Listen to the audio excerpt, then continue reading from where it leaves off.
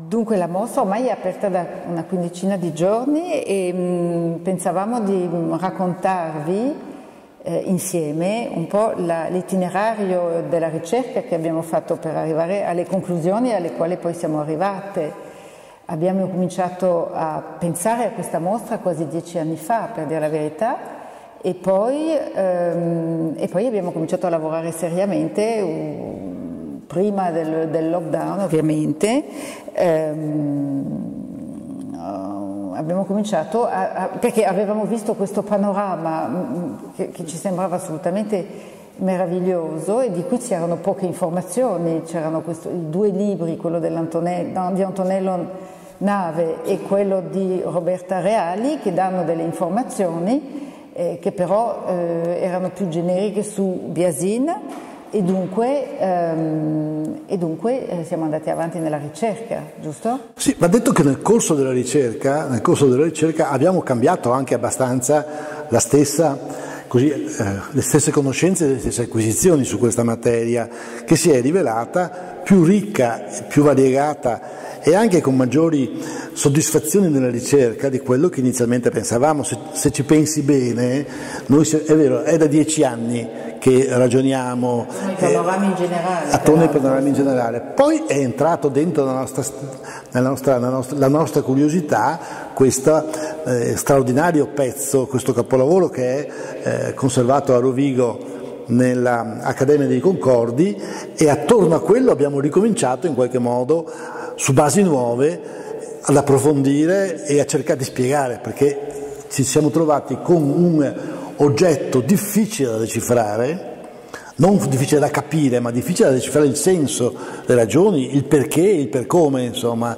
la stessa sua dimensione, oltre che la stessa sua struttura fisica, questa tempera su carta ci interrogava e occorreva cercare di dare delle risposte. Sì, mi sembra che quello che ci interrogava di più era il fatto che non esisteva nessuna recensione, nessun commento, nessuna critica, almeno in quello che si leggeva, certo, su un'opera che ha delle dimensioni gigantesche e che a noi ha lasciato quasi sbalordito, ma che logicamente avrebbe dovuto lasciare chiunque sbalordito. L'unica cosa che sapevamo è che era stata mostrata al pubblico, appesa dentro al padiglione dell'Esposizione Nazionale Artistica del 1887, per questa mostra nazionale dunque che c'è stata, che è una mostra nazionale di scultura, pittura, disegni ed arte applicate, che girava l'Italia ogni 2-3 anni all'incirca e che arriva a Venezia nell'87. Ora nell'87 il Comune di Venezia dà il suo accordo, dà anche il suo accordo per installare la mostra nei giardini pubblici dell'epoca, cioè che sono oggi i giardini della Biennale. E con questo parte questo grande progetto di costruire un padiglione che fa più di 300 metri di lunghezza per la prima ala, più un'altra ala dietro, anche non altrettanto grande, ma almeno di 150-200 metri, per cui un edificio molto imponente, no? Sì, ma anche nel nostro itinerario, tutto sommato, l'esposizione nazionale artistica è un punto fermo. Certo. È un punto fermo perché Biasin lo ha esposto là, ma è un punto fermo nella storia culturale della città, e a maggior ragione è emerso mano a mano che procedevamo nel discorso e nella ricostruzione. Abbiamo trovato, non abbiamo potuto esporre in mostra, per esempio, i disegni, i progetti in condizioni piuttosto anche difficili di conservazione, proprio per preparare e perché la città fosse pronta con una struttura adeguata ad ospitare l'Esposizione Nazionale Artistica, che poi, questo è un dato che tutti quanti dicono e ripetono, quelli che conoscono l'esistenza dell'Esposizione Nazionale Artistica, è stata la vera e propria antenata della Biennale, perché sì, poi la Biennale partirà 7 anni dopo, però insomma quella è stata la premessa e anche quella che ha aperto la strada, l'apripista, insomma, una vicenda.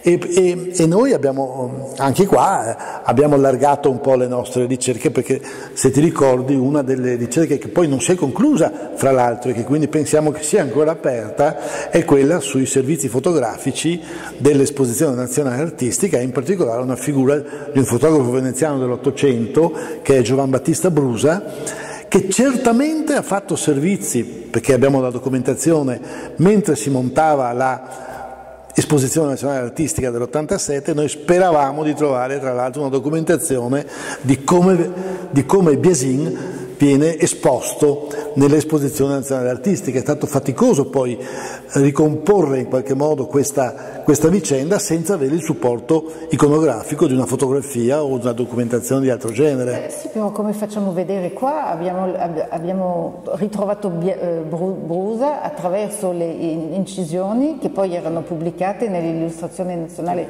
Sì. L'illustrazione italiana,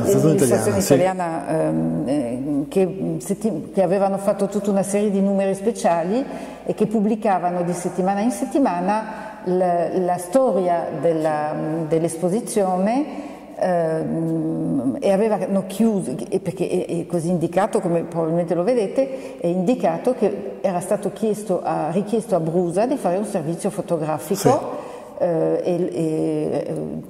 Durante tutto il periodo. Le fasi di montaggio, di allestimento, di cosa si dice, di allestimento della mostra. Ma anche ha fotografato tutte le opere. Ah certo, tutte le opere. Per cui sì, siamo sempre alla ricerca di queste foto. Sì, speriamo che vengano fuori un momento o l'altro. Sì.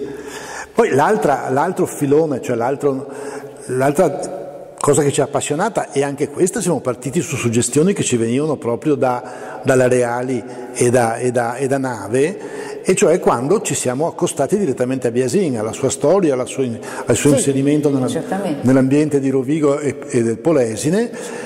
Abbiamo ritrovato questa, per noi una scoperta che peraltro non è molto conosciuta nemmeno nel Rodigino, cioè la Villa Conti dove Brusa ha lavorato e che è ancora perfettamente visibile, leggibile ed esperibile anche al giorno d'oggi. Assolutamente, tra l'altro è visitabile, cioè ed è in tutte le stanze di ricevimento, che sono vari salotti, una sala da ballo, un biliardo, sono interamente decorate da Biasin, certo, ad affresco, e Biasin dimostra la sua capacità proprio di realizzare finte sette, finto legno, sì. E nella sala da pranzo questo panorama, sì, della campagna attorno che ci ha anche lì un po' spinto a riflettere sul panorama di Venezia che lui espone. Sì, nel caso di Villa Conti ci ha spinto in due direzioni nuove e che hanno portato anche dei buoni risultati. Beh, intanto ci ha convinto sul fatto, su come deve essere visto il panorama di Biasin, cioè non può essere messo a terra, ma deve essere... Sì, direi che ci ha spinto a passare dal concetto di panorama, come l'aveva chiamato Biasin, cioè sì, il panorama di Venezia, a quello che è un papier peint panoramique, cioè sì, quello che non è più l'attrazione di dimensioni gigantesche dove la gente andava a vedere era immerso in un panorama, sì, di dimensioni gigantesche, tanto da pensarsi addirittura nel luogo che veniva rappresentato, ma si passa all'idea, cioè siamo passati all'idea che fosse un papier peint, cioè quello che si metteva, la decorazione che si utilizzava nelle case soprattutto borghese dall'inizio dell'Ottocento per decorare appunto le stanze di rappresentazione, particolarmente le sale da pranzo, sì, e che essendo appunto installato e dipinto su carta come Biasin tra l'altro e incollato a muro, veniva rialzato di 1 metro in modo da lasciare la possibilità di mettere mobili. Certo, sì, là è scattato un ulteriore, perché siamo andati avanti a salti per così dire, è scattato un ulteriore percezione e anche consapevolezza, e cioè il tema del panorama, cioè di questo genere nuovo che nasce a fine Settecento in Inghilterra, poi in Francia e così via, e si sviluppa e cresce e ha una fortuna enorme lungo tutto il XIX secolo, il tema del panorama, che fra l'altro veniva realizzato in dimensioni e in forme con caratteristiche spettacolari, oggi inimmaginabili, perché i tendoni o le strutture in cui venivano esposti i panorami erano delle realtà di una dimensione oggi inimmaginabile, cioè siamo come un palazzetto dello sport. No, con dentro, o quasi, come un teatro, sì, o come un teatro. Basta pensare che la tela faceva almeno 10 metri di altezza. No, è arrivata fino a 25 metri di altezza, sì, e il diametro della sala arrivava a 25 metri, 30 metri appunto. Ecco, però il tema del panorama a questo punto si è divaricato. Da un lato ci sono i panorami classici, quelli di cui purtroppo esistono pochissime documentazioni e certamente non in Italia, e invece il tema, che tu hai già introdotto, del papier panoramique, perché la dimensione del papier panoramique è della casa, dell'abitazione. È un arredo di casa. Sì, che ha avuto una fortuna peraltro lo stesso notevole nelle case nel corso soprattutto dalla metà dell'Ottocento in poi, anche secondo le premesse che risalgono ai primissimi anni dell'Ottocento, mi pare, come avevo potuto vedere. I primi anni Ottocento. Questi primi papier peint panoramique vengono fuori nelle casette delle bambole del nord dell'Europa, perché non ci sono tracce precise di quando, di date, eccetera, però la tradizione di queste case delle bambole vuole che nel nord, che sono molto nordiche tra l'altro, vuole che si rappresentava nella casa delle bambole esattamente la decorazione delle case. Certo. Per cui, essendo i primi papier peint panoramique in queste case nei primi 10 anni dell'Ottocento, fa pensare che i papier peint sono di quell'epoca, cominciano con quell'epoca lì. Sì. E poi dopo abbiamo scoperto che Biasin con suo figlio mette su un'azienda, una piccola azienda, un po' neanche tanto artigianale, e soprattutto porta in giro per tutte queste mostre che c'erano, tipo Expo universali e così, brevetti di papier peint. Perché lui da una parte fa dei papier peint come li conosciamo oggi, con dei motivi che si ripetono, e dall'altra parte ha fatto questo che è una tempera su carta, per cui è di fatto un papier peint. Perché da noi si chiamano quelle usualmente praticate fino ai giorni nostri, insomma, le carte da parati, no? Il papier peint è un passo ulteriore, cioè quello di realizzare dei panorami in qualche modo sezionati e ricomponibili a seconda della dimensione della stanza. Il papier panoramique. Papier panoramique. Il papier peint è la carta da parati. Certo. E però questo fatto di creare degli ambienti che fingessero uno sprofondamento, un'apertura verso il paesaggio, esisteva già anche da noi, nella nostra pittura, nella decorazione a fresco, già nella fine del Settecento e nel primo Ottocento. Tanto è vero che abbiamo avuto il piacere di ritrovare una singolare documentazione da questo punto di vista nel Palazzo Bonfadini a Canareggio. Esattamente. Grazie si è conservato una saletta, fra l'altro, decorata dal maggior decoratore attivo a Venezia nel primissimo Ottocento, ed è Giuseppe Borsato, che ha dipinto e ha decorato ambienti domestici in una quantità di palazzi di Venezia incredibile, insomma, anche perché lavorava con un'equipe, c'era l'autore delle figure, l'autore del paesaggio, gli autori delle decorazioni geometriche, ma che hanno veramente, pochi hanno la percezione di quanto è cambiato, di quanto sono cambiati gli ambienti domestici a Venezia, nei primi dell'Ottocento, proprio sostituendo quella che era la grande decorazione barocca o tardo barocca con la decorazione neoclassica. Sì, e poi anche da dire forse che Biasin è stato suo allievo. Sì, fra l'altro è stato suo allievo e allievo di Pividor. Esatto. Un autore di panorami di altro genere, peraltro, e cioè delle vedute panoramiche di Venezia, quelle che venivano prodotte e che abbiamo documentato in mostra in maniera molto, molto ricca nel corso dell'Ottocento. Anche perché eravamo partiti dall'idea del panorama proprio come... Da quel punto lì. Questo è giusto sottolinearlo, cioè noi abbiamo seguito un percorso un po' tortuoso, aggiustando di volta in volta il nostro obiettivo, la nostra documentazione raccolta di materiali, mano a mano che evolveva anche la percezione e il senso del panorama che sono stati prodotti soprattutto nel corso proprio del XIX secolo, insomma, no? Sì. Dai grandi vedutisti, dei grandi autori di vedute panoramiche che certamente risentono del vedutismo veneziano, ma fino a un certo punto, ma che producono soprattutto incisioni e litografie, perché poi aumenta anche, si trasforma anche i materiali che vengono prodotti, con le famose vedute panoramiche del bacino di San Marco, o meglio di Venezia, vista dall'isola di San Giorgio o da altri punti di vista, ma ancora una volta non tanto in maniera prospettica o dall'alto, ma a livello o addirittura dell'acqua o del piano di calpestia o da un campanile o da un altro. Sì, che poi con l'Ottocento il pallone, come si dice, aerostatico, sì, aerostatico, sì. E la moda dei panorami, certo.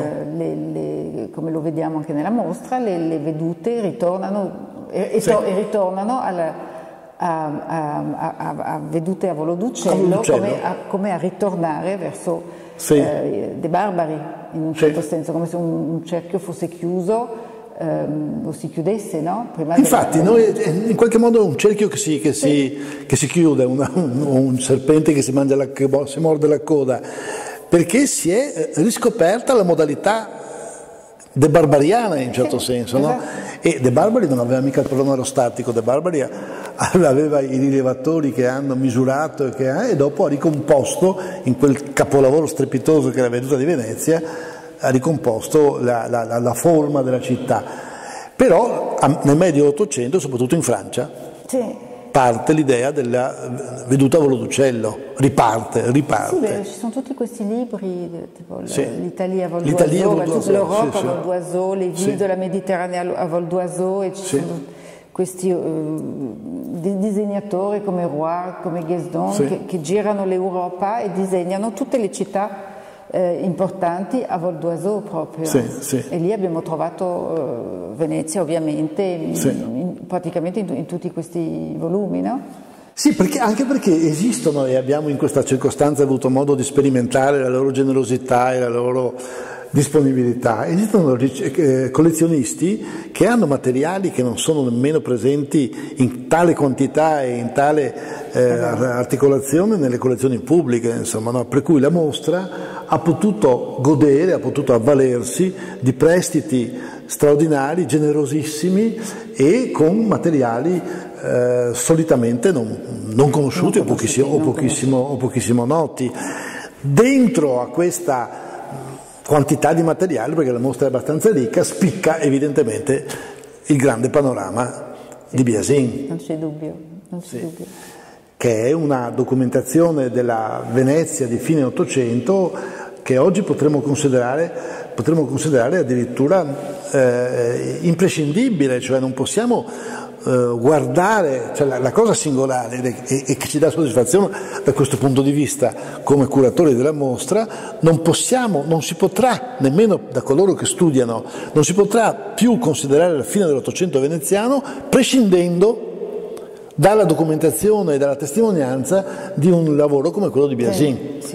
Pensiamo soltanto ai vapori, alle imbarcazioni a vapore che popolano il panorama, no? Sì, e poi si cade anche nella banalità di vedere quanto la città è poco cambiata, quanto il vaporetto che c'è lì c'è ancora oggi, quanto no? E anche le trasformazioni della città, perché per esempio tutta l'attenzione dedicata, e torniamo anche qua al punto di partenza, ai giardini, che poi diventeranno i giardini della Biennale, li chiamiamo. All'epoca mia non si chiamavano ancora, all'epoca mia, quando ero bambino si andava ai giardini napoleonici, si chiamavano ancora napoleonici. Sì, si diceva andiamo a giocare ai giardini napoleonici, perché sono i giardini creati all'epoca di Napoleone sul progetto del Selva.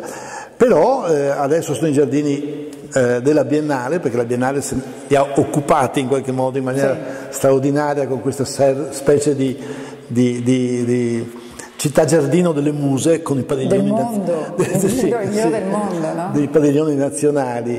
Però anche in questo caso Biasin documenta l'evoluzione, le trasformazioni. Sì, la famosa riva che non c'è, perché evidentemente l'idea è che costruendo questo grande padiglione sulla riva, cioè sulla passeggiata del giardino che arrivava fino a riva, e dunque utilizzando la passeggiata lungo la riva per costruire il padiglione, i veneziani si lamentano quando viene fuori il progetto nei vari giornali, e dunque forse Biasin, che dice che si sa decora il grande atrio d'ingresso della mostra, cioè dell'esposizione, evidentemente si può immaginare che abbia pensato di ridare o ripresentare la veduta perduta dalla costruzione del padiglione. Il Biasin come un risarcimento veneziano della che poi è anche nella logica del panorama, come si fa. Sì, nella logica del panorama. Quindi possiamo forse dire che Biasin è un genere strano, che si pone a metà strada fra appunto panoramique, il grande panorama e così via, ma è veramente un genere strano ed è un prodotto, tanto è vero che è un prodotto unico, non se ne conoscono di... Ma questo aveva lui stesso fatto un'altra copia. Sì, questo è vero, sì, col figlio. Perché sembra che avesse avuto successo tutto sommato, anche se almeno probabilmente come decorazione, questo ci conforta ancora una volta nell'idea che fosse stata una decorazione, come siamo stati confortati quando l'abbiamo allestito, che ci siamo resi conto che in effetti la linea dell'orizzonte doveva essere a una certa altezza perché rispondesse all'effetto che volevo ottenere. Infatti è esposto in mostra a circa un 80 cm da terra, come lo sarebbe in una casa privata. Certo. Comunque alla fine di tutto questo viene fuori col cinema, no? Ah sì, la mostra infatti chiude con la ripresa fatta per conto dei fratelli Lumière di un panorama, cioè una specie di veduta di Venezia, fatto per la prima volta, pare, con la macchina da presa che si muove, una carrellata. Il panorama di Venezia. Del Canale Grande.